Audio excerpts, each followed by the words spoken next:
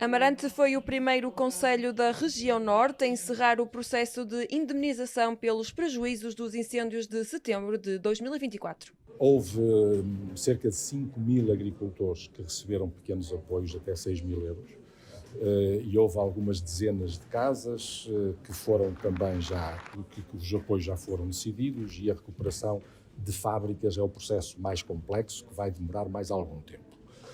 E vai demorar mais algum tempo porque a meio do processo foram alteradas as regras de candidatura e os timings de candidatura, e ainda está aberto o período de candidatura.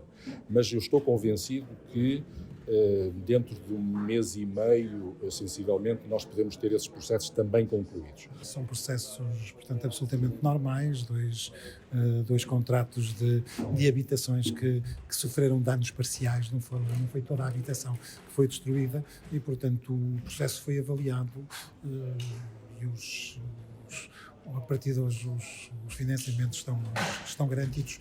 Quanto a Amarante, já tive a oportunidade de o dizer também no passado, é um dos municípios exemplares do ponto de vista de utilização de fundos, o modo como está a cidade.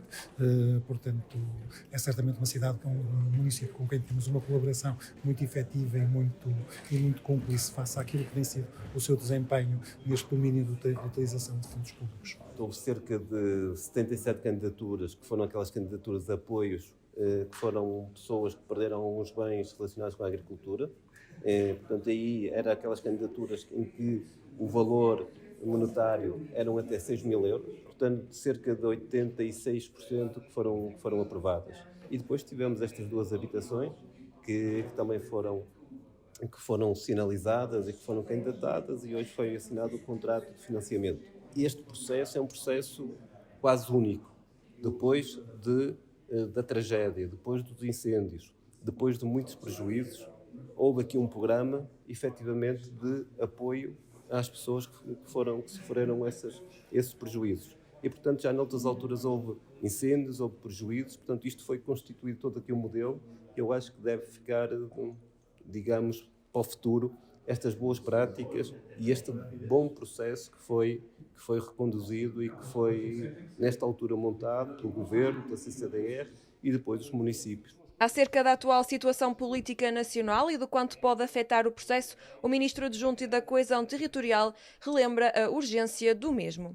O Governo pode fazer tudo aquilo que seja urgente, e eu considero absolutamente que estes apoios às pessoas que foram vítimas de incêndios que ocorreram em setembro do ano passado são processos urgentes. Não vamos parar esse trabalho. As pessoas não compreenderiam que ficassem fábricas por reparar, empregos a correr risco por causa do processo eleitoral. As indemnizações aos afetados pelos incêndios deverão estar assim concluídas até maio, sendo que, no caso dos agricultores, o processo está praticamente finalizado.